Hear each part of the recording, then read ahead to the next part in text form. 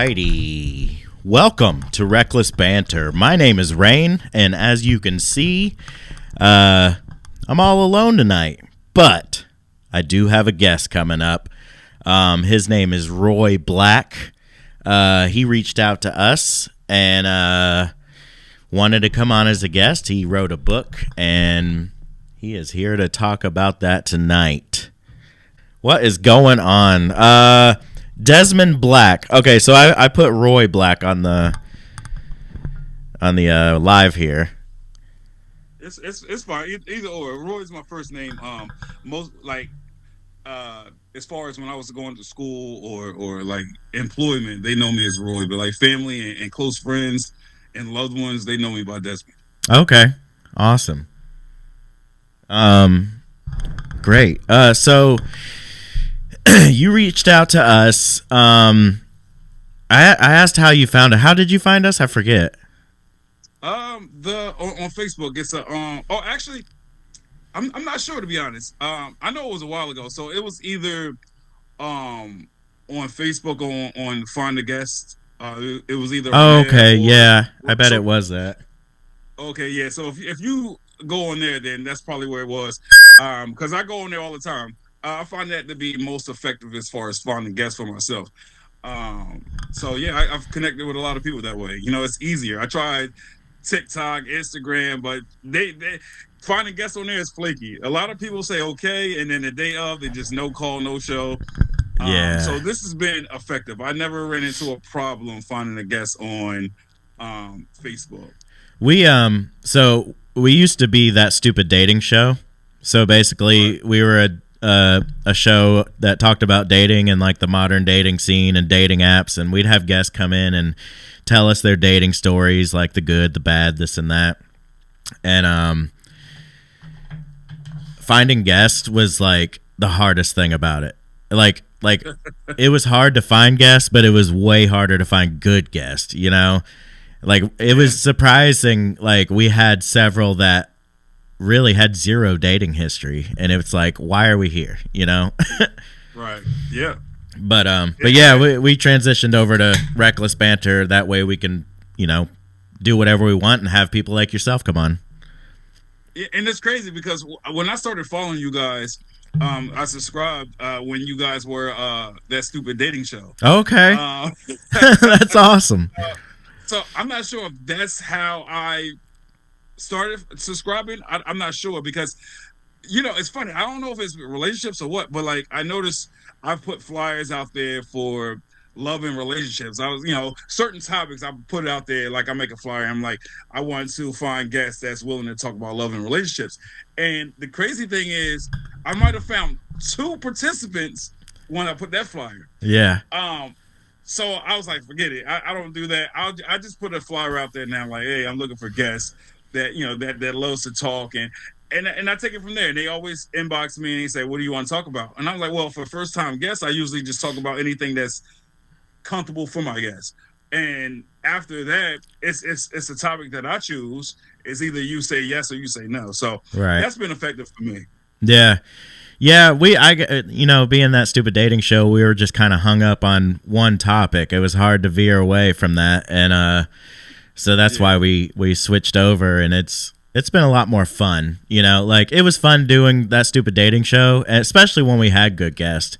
But it's more fun to be able to just like, if it's just the 3 of us just coming in and just talking about whatever, or if we have a guest, you know, we focus on the guest or whatever. But yeah, it's been fun. Yeah, I mean, I know you guys love it because I watched a couple of you guys' shows, and you guys be laughing. You know, it'd be the smallest things. You just, you know, we have a good time. We always have a good time. Even like a lot of times we come in here with like zero idea of what we're gonna talk about or do or whatever, and we just hit record and then just go with it.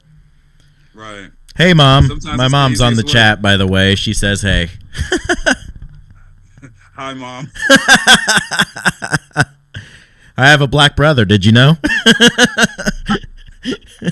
I love it. That's awesome. All right, man. Well, let's put the light on you. Let's get to know you. Like I said,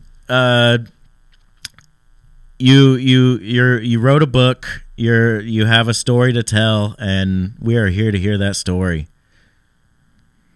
Got you. So to that, the name of the book is called "Let's Be Honest." Um, you know, kind of came naturally to, like, I've been wanting to write this book for years, since I was like maybe a sophomore in high school, maybe even a freshman. I'm not sure. And so many times I made attempts on writing it, but I just never really sat and really done it. It was either for reasons like I'm not sure I want my story out there, or maybe it's not the right time, or maybe it was just all the chaos that I was going through at the time. I'm not sure, but I've written pages and pages. Like, it was more so like ideas. But this year I said, you know what, I I want to take on the challenge of writing it. And I had my doubts in the beginning. It was rough in the beginning because I didn't know the direction or anything like that. Because, like, the book is my autobiography, right? So it's all about me. So I did my research on how to structure an autobiography, what should be in it, what shouldn't be in it, how much detail. And in the beginning, it was so nerve wracking. And then I had to compartmentalize, right? For me, I said, okay, if I focus on just doing 2 pages a day, and about a chapter a week, that's very doable, right? Like, so mentally for me, just knowing that I'm only gonna focus on 2 pages a day, I was like, it's easy. But I have 4 kids, so it's been times where, like, I went a couple of weeks without even writing a page, and that was nerve wracking. That was frustrating for me, but I persevered through that, and I just kept pushing. And I said, you know what, I gotta get this done. So right now, it's not complete, but it will be complete next week, early next week. Did you So did you notice, go ahead. like, when you basically forced yourself into that habit? Did you feel a point where you felt like if you didn't do it, like you were mad at yourself? Absolutely. I am my worst critic. I am hard on myself.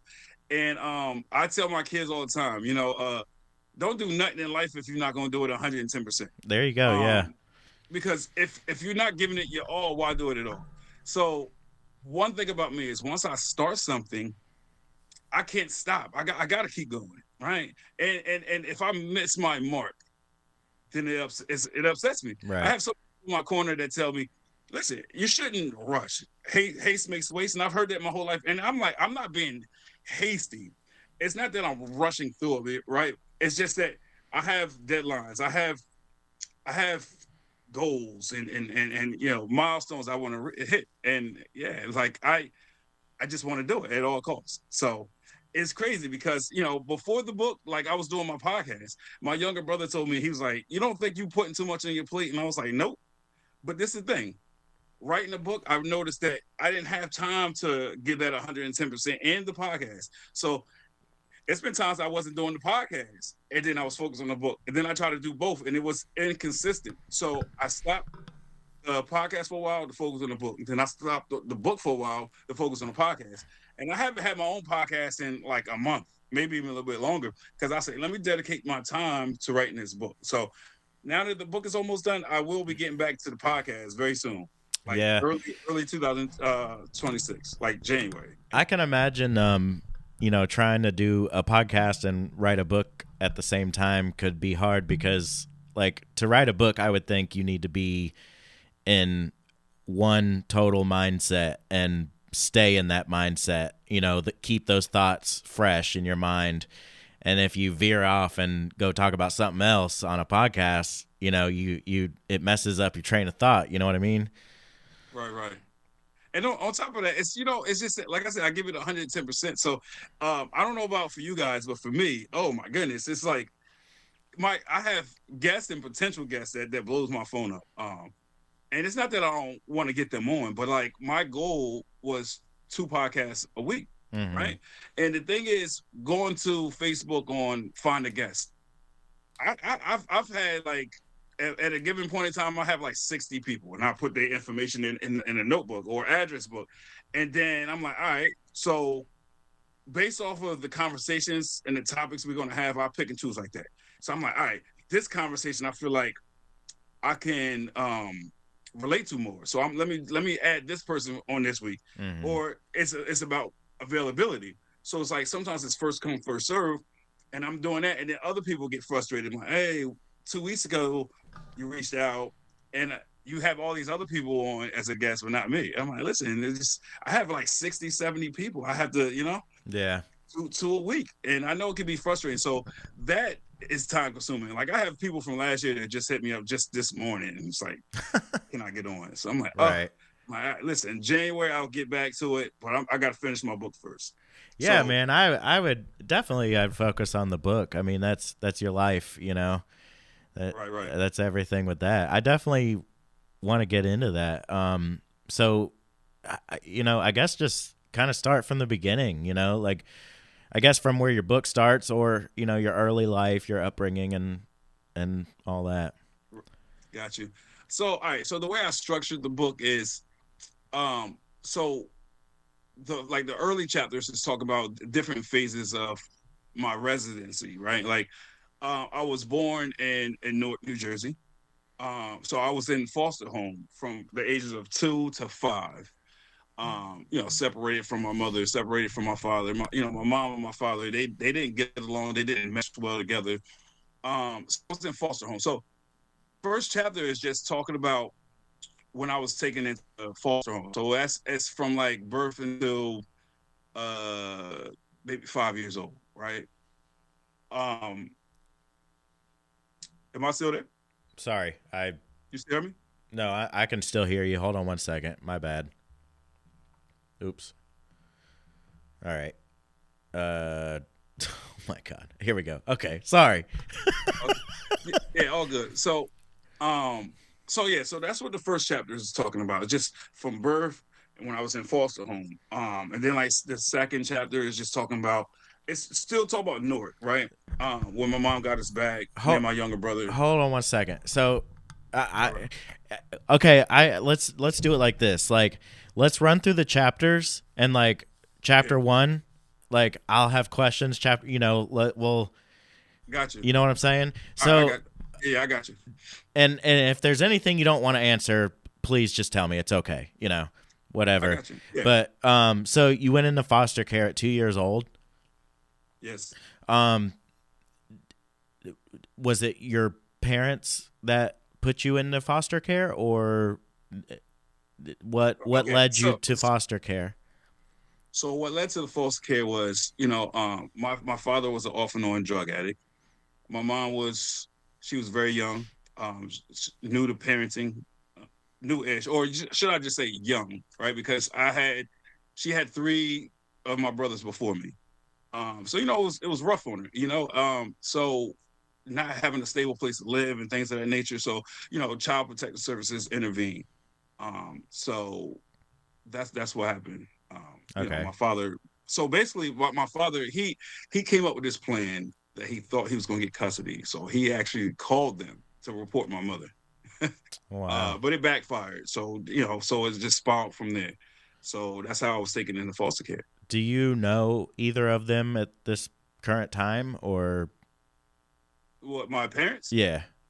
Yes, Oh, yes. really? I'm in communication. Yeah. So once my mom got me back when I was 5, about to be 6 years old.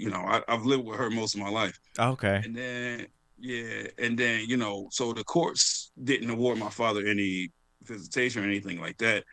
But my mom, out of the goodness of her heart, she allowed him to see it, me and my younger brother, every summer. You were So in that's what we foster did. care from what age to what age?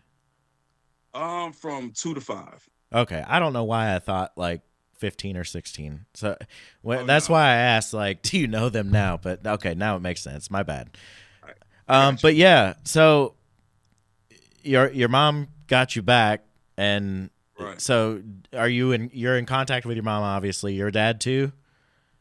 Yes. Now I don't talk to my dad as much as I want to. It's hard because he lives in North Carolina. Okay. And I live here in Jersey with my mother. So, me and her just we talk every day. Yeah. My dad, on the other hand, like I said, he's up there in age. He's in his 70s.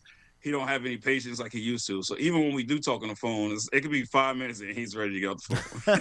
I feel So, that. I hate I, talking on the phone. it's crazy. I used to love talking on the phone, but like now I hate it. I Same, do. The dude. only time Same.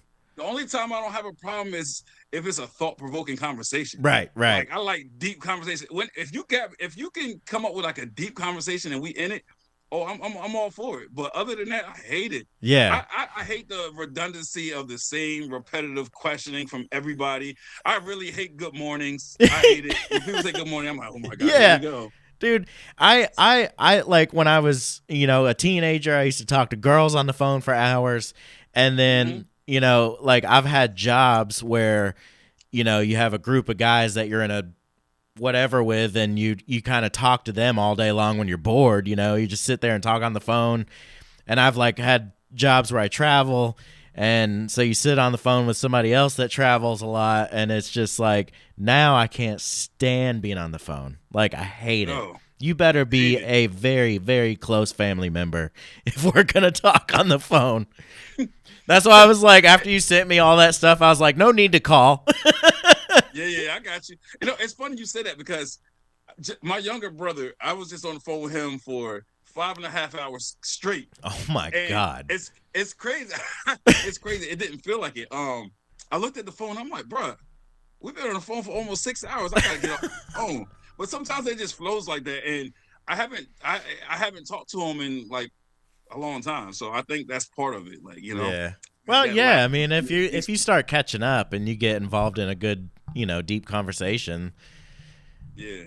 But yeah. So chapter 2. So all right, so chapter 2 is, my mom got me and my younger brother back, and we was in Newark. So it's just briefly from after she got us back, before we moved. That's what that's about. Yeah. So my mom was, it's crazy. Like growing up, in school when the teachers and stuff ask you who is your hero, I always said my mother was my hero, Yeah. and kids used to try to poke fun and pick on me for that, and you know, but I was never no bully, but like it's crazy because I was feared, but they still picked on me. Yeah, It was the dude. craziest thing. So I'm 5'3". I'm in the same boat. Like I've been a bully at times, and I hate that I was that way, and I feel bad for it. But I'm also 5'3", and I've been bullied. Like yeah, I've been poked at with a broom. It's just like I guess it comes with the territory. Like I've stood up for myself, and then I've kind of cowered down. I can't relate with as far as that. Like they used to pick on me, but they used to fear me at the same time. Yeah. And so growing up, I had a lot of rage, a lot of anger. So I always wanted to fight. So for me, mentally, I said, I'm gonna fight the bullies. Whoever think they a bully, that's who I want to fight. So anytime I had a bad day, I was looking for a bully or anybody that resembled a bully, Yeah. and I was going to take my frustrations out on them. I used to humble a lot of people, but that's what I'm saying. Growing up, I never understood why people thought they was going to pick on me, because when I put my hands on them, then they were like, "Oh my God, like, oh, I'm never gonna mess with you again." I know. Right. Oh, They develop a respect for you. right. So I don't know if it was. I think it's more so a fear because, like I said, I had a lot of anger, and I used to go from 0 to 100. And so a lot of people used to look at me and say, "Where's this coming from? Like, why do you have to take it to the extreme?" Oh, I see. And I that's just see. who I was. Well, I know anytime I ever stood up for myself and actually fought back, like whoever I was fighting that was 7'8" would, have a little bit of respect for me because I stood up for myself. Right. Now, see, I can understand that because growing up in my many years of living, I've seen that when people stand up for themselves, they gain respect. It's like, why wouldn't you respect somebody like that? Right, 100%. Especially a man. We looking at you as a man like, oh shit, he's doing what a man's supposed to do. Exactly. So the bullies, quite naturally, they'll leave you alone and go pick on somebody else. I mean, when I see that, I'm like, oh nah, pick on me. No, I don't have no problems with you. I'm like, but you got a problem with that kid, so now I got a problem with you. And then he's like, oh man. Dude, I learned how to self-deprecate, when I hit my 30s. Like I stopped caring what people thought. I understand my flaws. I see my flaws. I know what other people make fun of. And I just learned to just bounce off of that. Like it's like 8 Mile at the very end when he he says every bad thing about himself, then he drops the mic. It's like, you ain't got shit to say now. you know? Right. Yeah. But yeah, so that's the first two chapters. It's my time in Newark. Yeah. So it was bad area. I don't know if you know anything about Newark, New Jersey, but bad area is shootouts like almost every day. Heavy in the gangs. It's just it's pretty bad.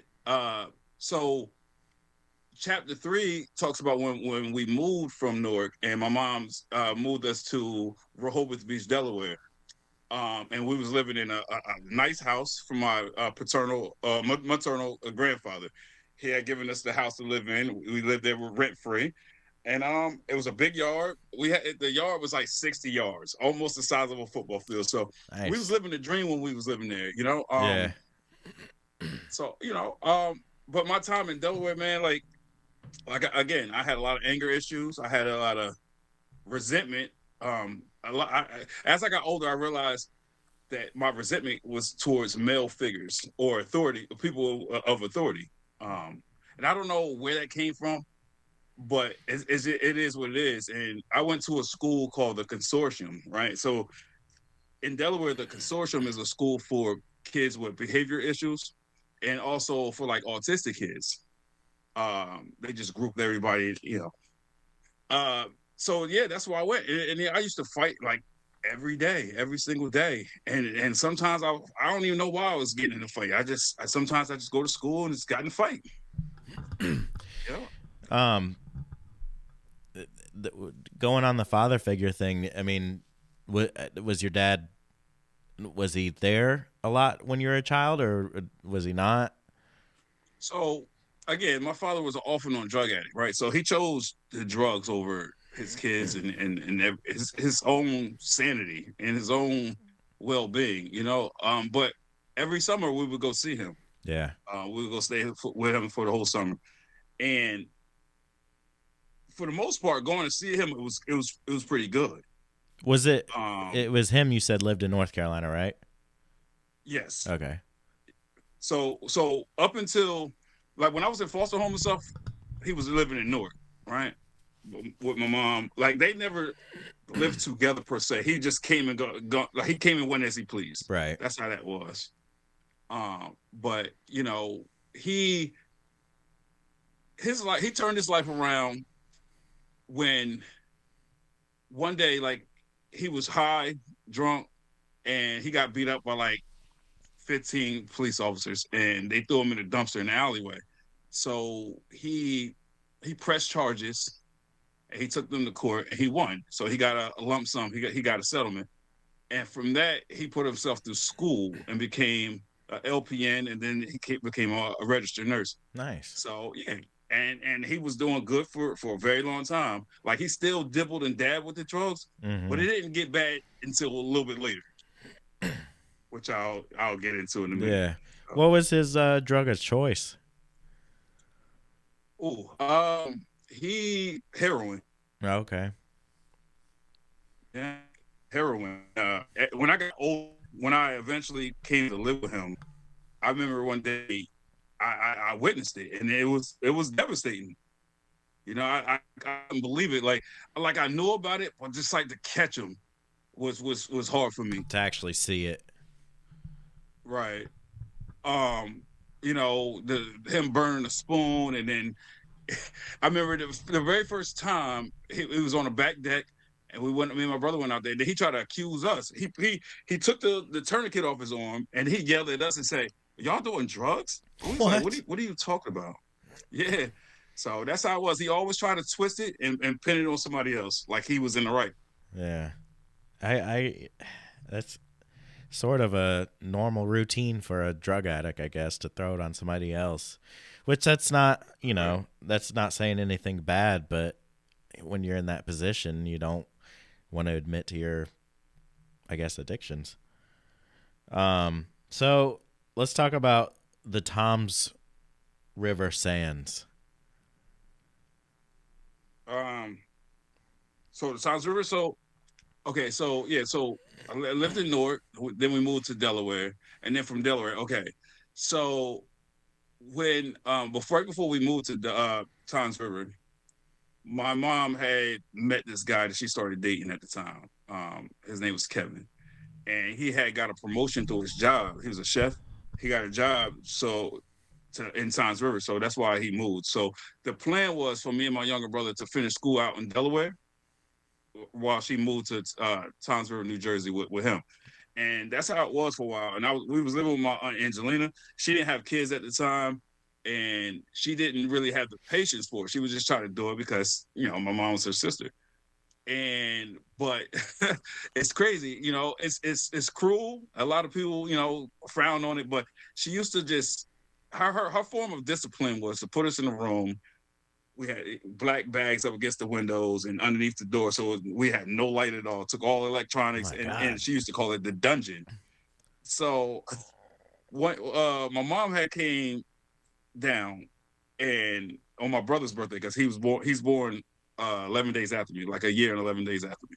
So on his birthday, and we was locked up in the room. So she was like, "Oh nah, why are my kids in the room on their birthday?" She said, "Well, they bad." So they got into it, and my mom was like, pack their shit. I'm moving them with me to Times River." So that's when we moved to Times River, New Jersey. And her hopes was that it'd be a fresh start. And more so for me, not my brother, because he was always the favorite. I was always the black sheep, and everybody always said I had problems. So her hopes was that I was going to turn my life around for the better, and that all the behavior issues will be behind me. And plus, she wanted me in a regular school because in Delaware I was in the consortium, and I started to integrate into regular school, but I wasn't. So when we moved to Times River, none of the schools wanted to accept me. They said, "Oh no," because the little file cabinets. I'm not bragging about it, but they had 4 file cabinets just for me. You know, Yeah. and so the schools was like, "What in the? We can't bring him in." So my mom pleaded with them. Was like, "Listen, he changed. He's healed." And so when I came to Times River, I kid you not, it was just like 6th grade. Um, and I was perfect. 6th grade. I had one altercation that people committed me for. This kid, he wanted to fight, and I just walked away. It took a lot out of me, and my blood was boiling. I was ready to go, but I didn't. So they commended me for walking away. And they said, with a record as extensive as yours, and you didn't give in. So that was 6th grade. So cool. Started off on a good foot. Come 7th grade, I don't know where it came from. I had this urge and this desire to be the class clown. And I was always getting kicked out of school, suspended for the little dumbest things ever. Yeah. Like the teacher be talking, I might tell a teacher, "Shut up." I might, the little spitballs back in the day, I used to be mad. Yeah. I don't know. I don't know where it came from, but that was who I became. And then my mom looked at me like, "What is going on?" You know what it took for me to get you out of that kind of school you was in into a regular school, and now you acting up. And my whole thing was, well, I'm not putting my hands on nobody, right? So in my mind, that's progress. Yeah, I'd say so. But I think I got in maybe like 2 fights in 7th grade too. But I started doing dumb stuff like skipping class and going to the gym locker rooms and busting open the busting the locks off the lockers and just taking everything that I wanted. Oh my God. Right. And I always had like a hustler mentality. I just do those things and just resell everything. Yeah. And that's how I was making my money. My mom said, "Oh, I can't afford it," or "I can't give you this, I can't give you that." Well, I was making my money by doing stuff like that. Selling stolen goods. Yeah. I mean, at one point, almost every day where I was living, it was a Wawa on one side and a 7-Eleven on the other side. I hit up both of them, and I was stealing candy and reselling it in school. Like if the candy was 50 cents, I go to school and I sell it for $1.25.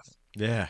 Right. And a lot of people say, "Well, how much money could you have been making?" I mean, I was making money, and then like my brother, my brother was doing it with me, and one day I was envious because he had a friend, and one day they came home with $300 like in a week's time.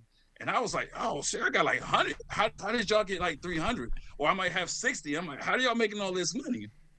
So then, yeah. That was us, man. It was just very mischievous. You When know. you were uh jacking all this candy, did you like did it did you feel like it was okay to do that? Like I guess what I'm saying is like I kind of thought about something like this like the other day, like somebody that's growing up, we're kind of how we grow up is how we're raised, I think. And Right. like certain things like kids just think is okay because their parents just kind of allow it to happen. Do you felt like you were Right. doing something that you felt was okay, or you just didn't care?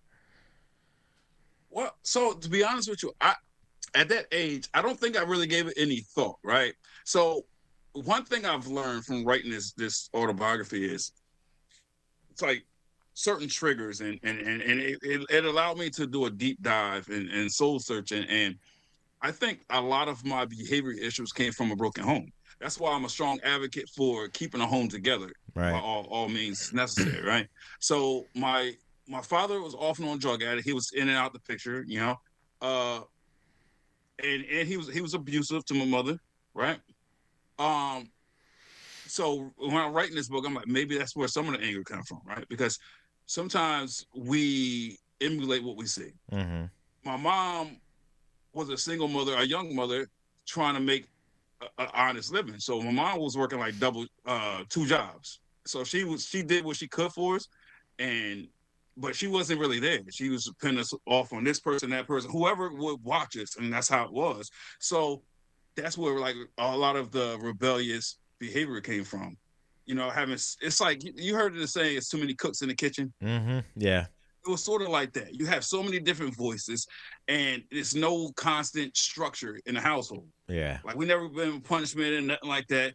I think my mom was afraid to punish us. I think my mom was afraid to have us feel like we wasn't loved or wanted. Right? I think that's where that comes from because she wasn't there, not by choice because she was working. I remember at the time she was working at Dollar General and she was working at the YMCA.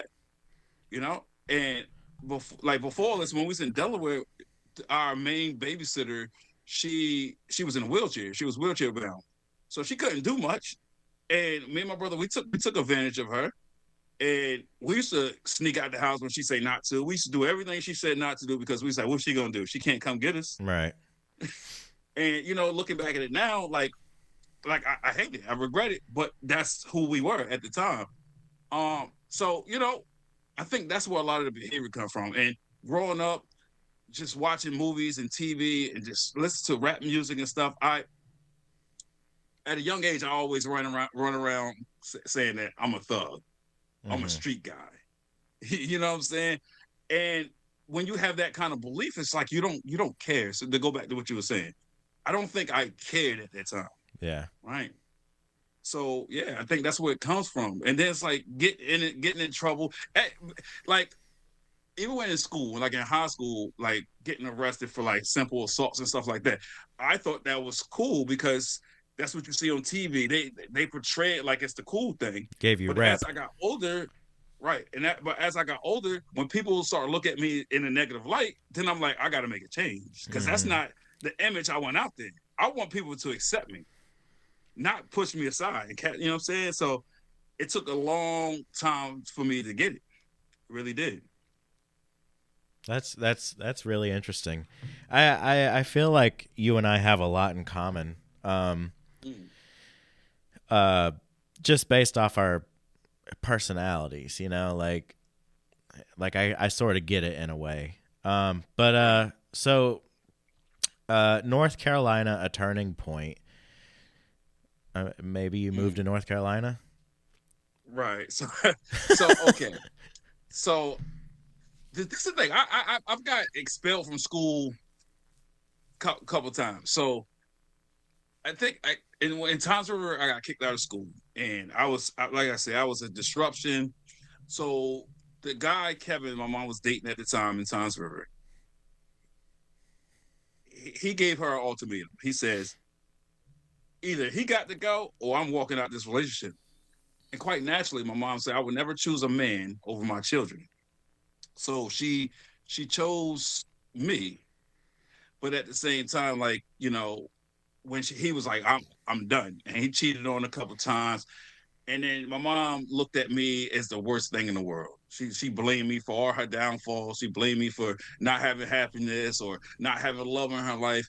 And you talk about betrayal. For me, mentally, that it was damaging for me, because here it is, the one person that I said would never betray me, the one person I said was always my hero, is now looking at me and telling me I ain't nothing. You know, it cut deep. So I love my mom to death. But we bump heads all the time. We do. So I went to live with my father in North Carolina, and I hated it, but I was like, I got kicked out of school. What can I do?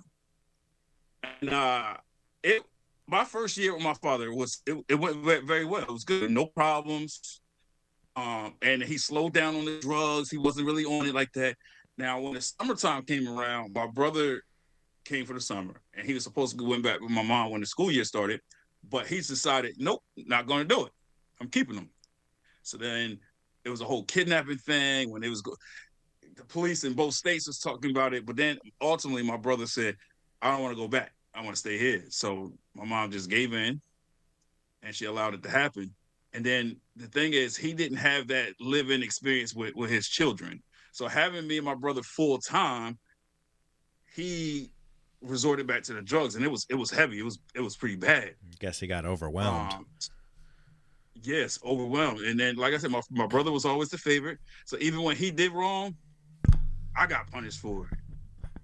If I spoke up for myself, I got punished for it. And me and my father got in a physical altercation maybe like 3 times. And he sent me back. He tried to send me to the crazy house twice. The first time, I was like, I don't care. Anywhere is better than here. But then 5 weeks later, I'm still in there. Now I'm looking at my father like, oh, anything you want me to do, I'll do. I just get me out of here. So that's how it was. My father, I don't know, man. Like, our relationship was it started to drift apart. It was a big wedge there, and we didn't see eye to eye. You know, my brother got arrested. He put his hands on me. So I used to stand up for myself, and I used to have a lot of anger issues, like I said. Like, so fought him again. He sent me away for You a month. said your brother got arrested, so he put his hands on you Yeah, because of your brother? I mean, I guess because I guess because my brother was always the favorite. He never wanted to look at my brother as having a fault or a flaw, and he always looked at me as like I was the devil or I corrupted him. So that's just how it's been. Like most of my whole life, it's like I always got in trouble for, I don't know, even when I was doing right. You know, Hmm. so mentally for me, it was tough. Like, I never really believed in the whole mental health thing until like a couple of years ago. Then I started to be a believer because I still suffer from childhood traumas, right?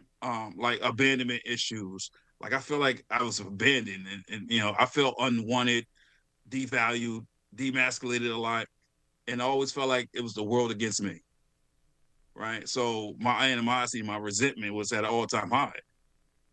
Somebody look at me wrong. I'm like, what do I do now? And I'm like, oh, it's because I'm living. Now, I never was suicidal or nothing like that, but it's been many a times I said, well, the world would be perfect if I wasn't here, right? And that was my mindset. So a lot of times people don't take in consideration people's mental state of their mental state.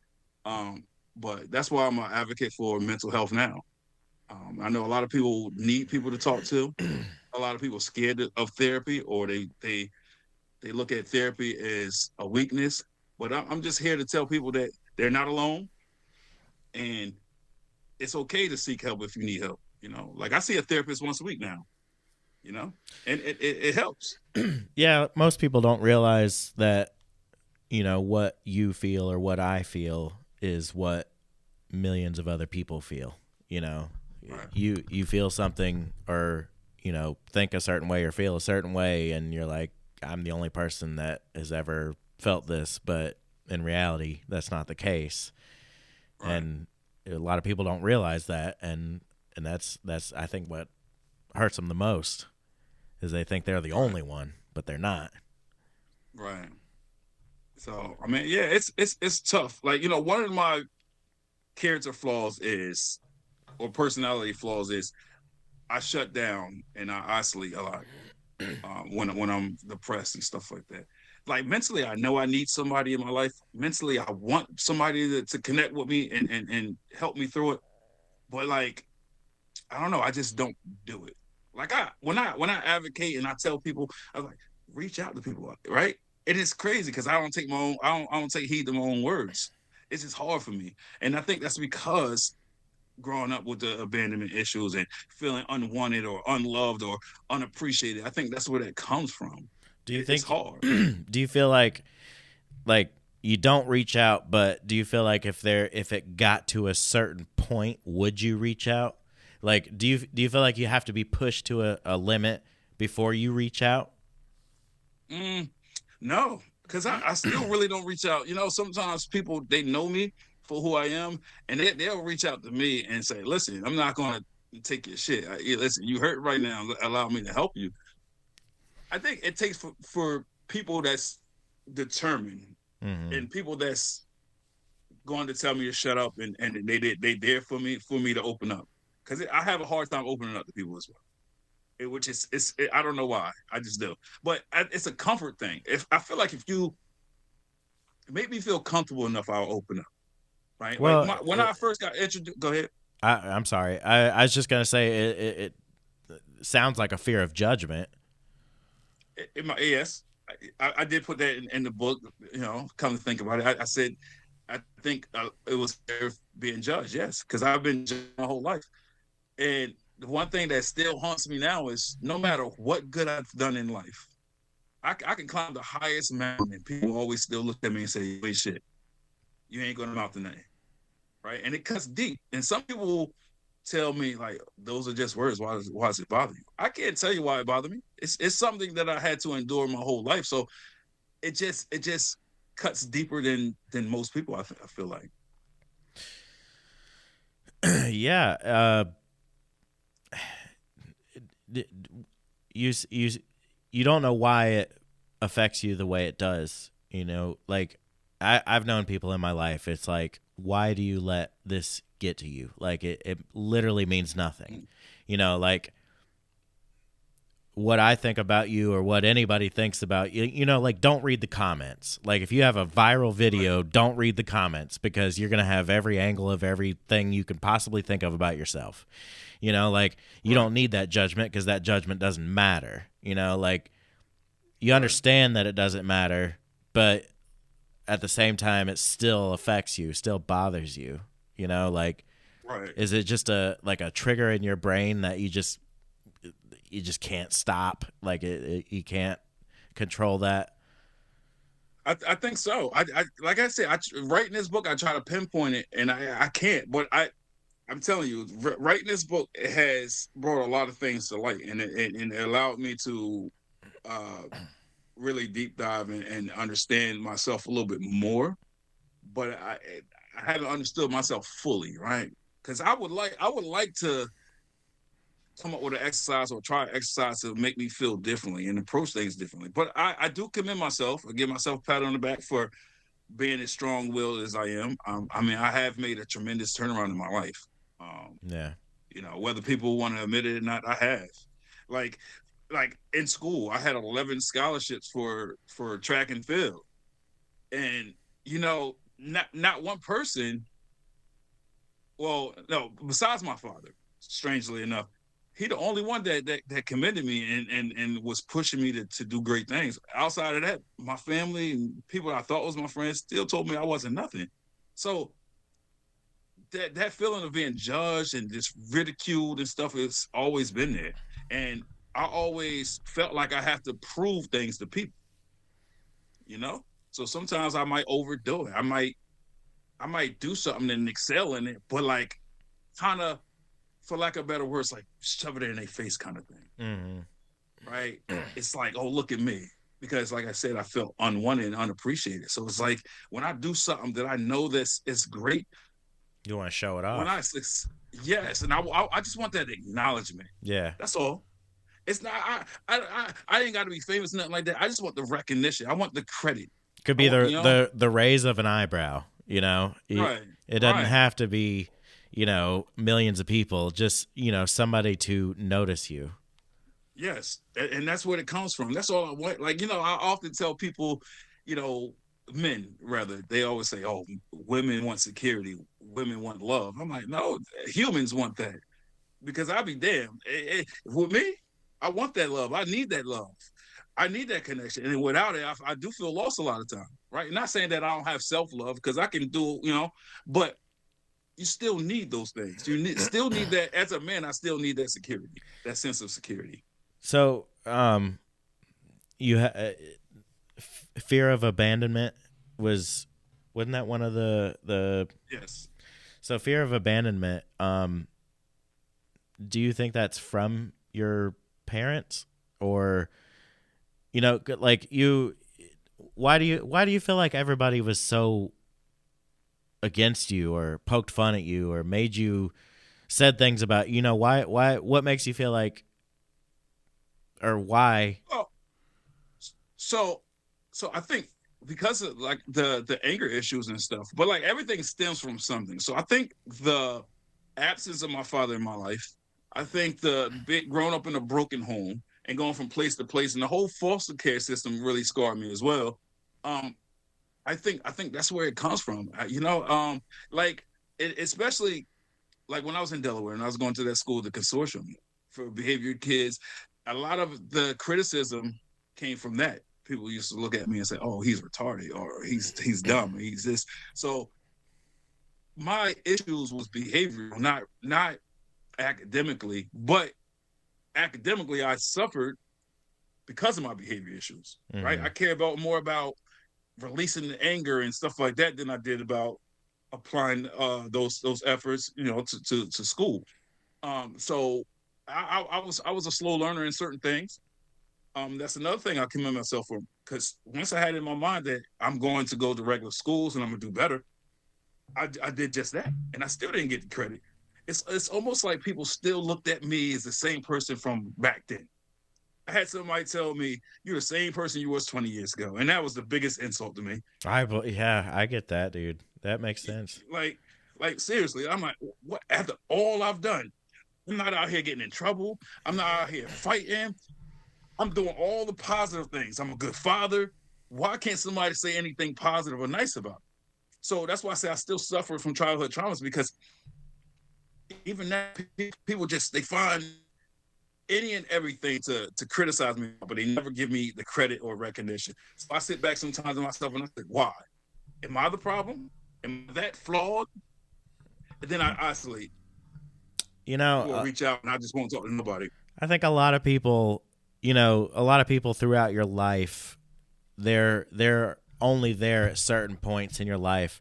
So whatever it was, or whatever, whoever you were at that point when they saw you for that small period of time, imprints on them, and that's who they think you are for the rest of life. Right. People don't realize people could Right. change, or grow up, or whatever. Like Right. people tend to be just one track minded, and like that's that person. That's how I know them. It's like Yeah. a That's duck I mean, imprinting on a whatever. and that's exactly how I feel. So I really take solace in the fact that like my success. Every milestone that I hit, I find solace in that. I really do. Like let me see, I'm trying to think of something. Like I love cooking. So when I was talking about getting a food truck, people laughed. And I looked at them like, dang, this is crazy. My whole life, and I still can't shake. I can't escape this kind of torment. So I bought a old FedEx truck, and everybody said, "You stupid. That's the dumbest thing you could have did." Okay, I I think started it's buying the great. equipment. I'd love to buy an old FedEx truck. I started posting all buying the equipment, putting it in there, and Yeah, guess what? All these people got their hand out. You're making progress. You're making some good strides. You think uh I can work for you so you can pay me? I'm like, oh, okay. But you just told me I was stupid for getting it before. right. You didn't follow my dreams. You didn't Yeah, encourage or promote my dreams. they're just You there at the finish criticized me line. And now you're looking at it like, what can you profit? What can you gain at Right. my expense? It's not Mm-hmm. going to happen that way. So that's just one of the things. Even this book, when I started writing it, people was laughing, right? I started talking to editors and stuff like that. Now everybody see that it's real. And people say, "Oh, can I go? Can you put me in your dedication? Things like that." I'm like, why would I dedicate anything? To, like, why would I give you a dedication or a shout out when you was criticizing me the whole time? You wasn't. It's a saying. You wasn't with me when I was shooting in the gym. Like, why Right. would I do that? Yeah. So it's just no matter what I do, I still can't shake it. Yeah. It's tough. I get that, man. That's it, people are gonna people, and it for some it's unfortunate how you're reacted to, or people deal with, how you're dealing with life. But Right. yeah, that's rough. Right. I just want to add this too. I meant to say it before, but one of the craziest things is women for me. Women. Like I've been with a lot of women in my life, Hmm. and when my therapist brought this to my attention, and I started to write it in the book. My therapist said, "Why do you think you've been with so many women?" I said, "I don't know." I said, "Maybe because of the abandonment issues. Maybe because the betrayal I feel from my mother, because my mother was the closest thing to me. Obviously she's my mother, not my father, and." At a very young age, like my mom and my dad wasn't together, right? I never wanted them together. They're two different people, and it just wouldn't have worked out. But at a very young age, I'm saying like 5, 6 years old, I always told myself, my mom don't need a man in her life. I'm gonna be that man. Like anything she needs in life, I'm gonna be able to provide for her. So I think the feeling of betrayal from my mother has pushed me towards these other women because the one thing I've learned from writing this book is if if you show me love or attention, then I'm gonna cling to that. Like just that just I don't know if that's a flaw. I don't know, but that's like even female friends that I'm not attracted to, I treat them as if they was like a girlfriend Hmm. type of thing. Like that same kind of affection. Like we might go out and I might buy dinner, right? So, relationship stuff. So and it brought a lot of women in my direction, but that's also been my downfall too because they get clingy, they want a relationship, and then I lost a lot of friendships that way. But for some reason, when it comes to women, it's just that desire to have that female presence is there. It's heavy. Have you been in a lot of long relationships? Long relationships, no. A lot of My short longest relationship, relationships? my longest relationship was 8 years, and then before that, I think the longest was maybe maybe 4 years, and Okay. then anything beyond that, I think was like a month, 2 months, 3 months, things of that nature. Yeah. You know, Huh. yeah. I mean, and it, a lot of men get in a relationship, or a lot of people rather, and they get in relationships. Like, this one's going to be it. This was it. And I know I said that plenty of times. It just didn't work out. Yeah. Um, Yeah. but I think a lot of it was infidelity for me. Hmm. You know, that cost anybody. Infidelity. But it was hard for me to give my all and commit to somebody because one, I didn't grow up in a household where it was committed, and also like I didn't feel like nobody was committing themselves to me, just like in life in general.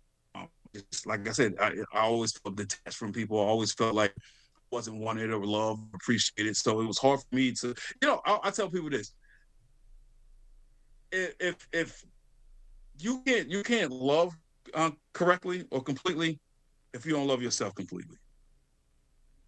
Yeah, Right. I believe that. I believe you have to truly love yourself in order to, you have to truly love yourself and be okay with yourself in order to give that, give extra to somebody else. You have to Right. be able to take, I don't know how to put this into words. Like, you have enough for yourself and you have enough to give to somebody else because you don't need to give Right. anything else to yourself. you know. Right. And it's also if you wasn't loved correctly, you can't love correctly. That's Right. that's another thing I like to say. Right. And for me, I didn't feel loved. So I wasn't taught how to love. Well, if you're So not loved correctly, then you don't understand love. You don't know what love is. exactly. Exactly. So mentally I might say I want to give my all to somebody, but I wasn't taught that way. Yeah. And it was difficult. And I've lost a lot of good people in my life like that. Yeah. And it's one of those things where you kick yourself in the ass and you say, why? Why am I keep making the same mistakes? It's how I was brought up. That's why now that I have kids, I look at life through a different lens, and I try to instill morals and stuff in my kids. Like, watch what you say to people because you never know the long term effects it's going to have on others, Yeah. right? And you never know who's going to be watching you. So when you're out in society, in the community, when you're in school, present yourself in a proper manner because the people you don't think that's watching you, like maybe in 10 years you might run into somebody and you're looking for a job and they might be the person that's in charge of hiring. So Mm-hmm. you want them to look at you and say, oh yeah, he's a respectful kid, he's always been a good guy, his head's on his shoulders, let me give him an opportunity. And that's one of the things I had to learn the hard way. Yeah. Um. Yeah. Your story sounds super powerful, and I love it. Um. Without giving away too much of your book, I want to know like where you're at today. What with everything you've gone through. Currently today you're finishing up a book. What else? Where are you at today? How do you feel today? Mm. Well, this year has not been kind to me, but 2026 is in a couple of weeks, and I'm optimistic. I'm a positive person, and I don't see negativity. You can bring me a whole box of negativity, and I still won't see negative. Yeah. I feel like it's a positive in every situation. So, um, that's another thing I was forced to learn. Right, like you got to be strong. Right, I can't allow myself not to be strong. So I want to start building on this food truck thing because I have a passion for cooking. I love to cook, so I just want to continue to do that, and hopefully I can have the food truck built this coming year, and then I'll continue doing my podcast. And then down the line I'll focus on writing other books because I do want to do so. This autobiography is from birth to 18, Okay. and down the road I want to do a follow up where it's from 18 to present day. Yeah. But I'm not in a rush to do that. Like I said, I gotta get this one out there first, and then I'm always creative. I'm always thinking about new things. So I was thinking about trying my hand in like a romance novel and see if I'm successful in that. So I always love to read, write, draw. It's just a couple of things I have talents in and interest in. I always liked psychology and sociology. That was big for me. I try to major in that, but uh yeah, I don't know if you ever seen the textbooks, but there's some big words, and I bought me a dictionary just for that. And after a while, having a headache, I'm like, I can't do this. Uh, But I still enjoy psychology and sociology. I'll get a simpler type of book, and I like to study that. Um, yeah. So for my podcast, it's therapy for me. yeah. It allows me to converse with other people, because my social life is in the gutter. And like when I do my podcast, it just brings joy to me. A lot of people look to me or turn to me and say, you encourage me, you uplifted me, right? Mm-hmm. So you encourage me. So I like that. And I tell you one thing, since last year doing my podcast, the amount of love and respect that I've got is tremendous. Yeah. Right. When I look at my whole life, I'm like, wow, where was all this love my whole life? Right. So Yeah. I love the podcast. I do. Yeah. I definitely enjoy doing the podcast. I'm coming up on just January. It'd be 2 years since I started 2 it. years. Okay, yeah. So I started last year in June. Yeah. So What yeah, that's what where I'm at with it. what tipped you over the edge to start your podcast? Ah, so in the beginning, it was supposed to be a bridge to my food truck, right? Yeah. Because I before I do anything, I like to do my research. So I was like, all right, how do I start a food truck business? So I bought 4 books from Barnes and Nobles on how to run a successful business. I Googled a lot of stuff, and one thing they all had in common was you need traction, right? You need clients or potential clients. So they was like, go out and do food samplings, start your own catering business, or social media, cook food, take pictures and put it on social media. So in the beginning, it was supposed to be just for that. I was like, if I start a podcast, talk. So initially, I was going to talk about just food, but then I was like, no, because a lot of people was like, I don't know food enough to talk about it. So I was like, all right, no matter what I talk about, whoever follows me on my social medias on podcasts, they'll come right over when I start the food truck thing. So in the beginning, that's what it was supposed to be for. And little did I know, I was gonna come to love it. Like now, it's like it's my baby. It's like I a like part doing of it. you. So now it's not about food. Yeah, it's a part of me. But yeah, that's what made me start doing it. And it's crazy because my older brother, we have too many things in common. Like he's also a chef. He started the podcast. We talked about doing the podcast, but he did the podcast first. Mm-hmm. So then I was like, I felt discouraged. I was like, I don't want to do it. Not discouraged, but I didn't want to do it because I didn't want nobody to say, oh, why are you trying to be like him? Yeah. You know? So then I was like, all right, fuck it. I can't worry about what people think about me. I'm just going to do it, and I've done it, and now I have over 1,000 subscribers, so that's a milestone. That's awesome. And Yeah. I'm still getting it on. It took me a long time. Like I said, I started last year, like June, and then early this year, maybe like February, March, something like that. Then that's when somebody called me and said, "Yo, when's the last time you checked your subscribers?" And I looked, I'm like, "That's crazy." Yeah, he just crept up on you. So I got these shirts made, I got hats made. So it's the Seven Tripping Podcast. Nice. And a lot of times when I'm walking out, I go to the store, I go to the mall, I go wherever, I wear Yeah. it. And I kid you not, almost every day somebody will stop me and say, "Hey, what's that about?"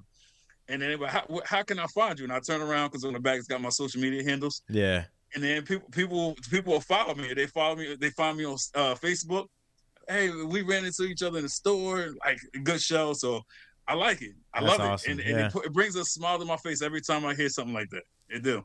So it's that encouragement that makes me keep going. And I'm like, there is good people out there. It is people out there that's going to give me recognition. I only wish my family would have gave it to me for all these years. Well,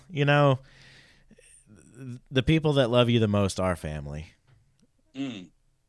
The ones that stand behind you and support what you do. That's whether it's blood or not. That's family. People that really care Right. about you. That's true family. Got you. Yeah. Right. Well, it's Just go ahead. go right ahead. No, I was just about to ask you a quick question. I was going to Go ask for you it. the same question you just asked me. What made you start the podcast? Well, I've wanted to do it for a long time, and I just kind of never knew what to make a podcast about because I'm into so many different things, like whether it be like RC cars or skateboarding or podcast or this or that, whatever. So it's like I don't have one true thing that I can sit there and really talk about, but I come across a podcast called the Whatever Podcast. I don't know if you've seen it or not. Like they're all over TikTok, all kinds of videos. But it's mostly a dating podcast. But all the guests that they bring on there, all the women that they bring on there are like porn models, this that. They require a man to make $500K a year, whatever. And I wanted to take that and kind of bring it down to a normal person level. And then, Right. like I said earlier, got tired of talking about dating and we just wanted to talk about whatever. And so, that's kind of where we're at today. I enjoy it. I really do. It's something that I'm dedicated to and I do every single week, no matter what. And it's just like, I can't break that cycle. Because when I first started, I told myself, I promised myself I was going to at least release one episode a week for an entire year. And right off the bat, I ended up doing 2 episodes a week and just then went back to one episode a week, and I managed to hit that record, and then still to this day there hasn't been a weekend that I haven't released an episode, at least, or a week, I mean. But yeah, I just enjoy it. It's fun. I got two co-hosts that are a lot of fun, and we can just come in here and talk about whatever and enjoy it. And it's something to look back on too. Like when I'm 80 years old, I can go back and listen to when I was 36, 37 years old, 38 years old, whatever. Right. It's just kind of like a time capsule, Yeah, it's weird. My kids watch my podcast, and it's weird for me. My oldest, he played football, and his friends from school, they might see me in the store. I'm like, good podcast. I'm like, oh my god, like his friends subscribe, yeah, and I'm like, why are you guys subscribing to my channel? And then they get their parents to subscribe, and it's crazy. But yeah. So like I said, we both have our own podcast, and one of these days I hope to have you and your two co-hosts on my show. Yeah, talk about whatever. we'd love to, man. And like I said, man, your story's been great. I look forward to your book coming out because I would like to purchase a copy myself and read it. But this has been a lot of fun. If you want to take a minute and let everybody who is listening now and who's going to listen know where they can find you and find your book, when it comes out and all that. Got you. All right. So my YouTube handle is at Desmond Black 620. You enter that. That's how you find me on there. And let's see, on TikTok and Instagram is the Sipping and Tripping podcast. You'll find me on there. One of them, I forgot what it is. Instagram, I think it is. It's called the Sip and Trip podcast because it wouldn't allow me to put the whole thing. I don't know if it's too long or whatever. I like the Sipping and Tripping name. It'll pop up. Yeah. Hey, I'm real quick. I was going to tell you how I came up with that. Yeah, that I'd like to know. Name.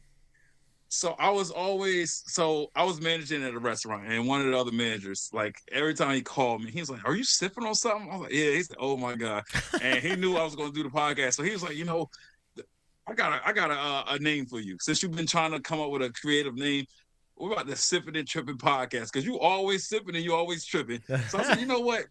Cool. And that's great. I loved it. I used it, and a lot of people, they were like, "Yo, I love it. Where'd you come up with that?" Yeah, it's like, a great name. As much as I want to take credit, I didn't come up, but I don't drink anymore. Yeah. But I did, and my podcast is one of the reasons why I don't drink, because the first couple episodes, the longer the episode went on, the worse you'd get. Yeah. And when I watched it on replay and I was slurring, it was crazy. But when I stopped drinking this year. I want to say March. My words came out more fluent, more clear, and it's just been all around better. Right? It came out. It was a better product. So you can think more clearly too. I've had episodes where I've drank way too much, and I've had episodes where I don't drink, and it's a tremendous difference.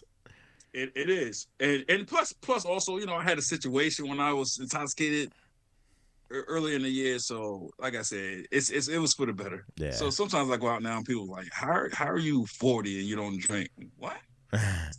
Totally get it. Yeah. But yeah, and as far as the book will be on Barnes and Nobles. It will be on Amazon and a couple of other little smaller markets like that.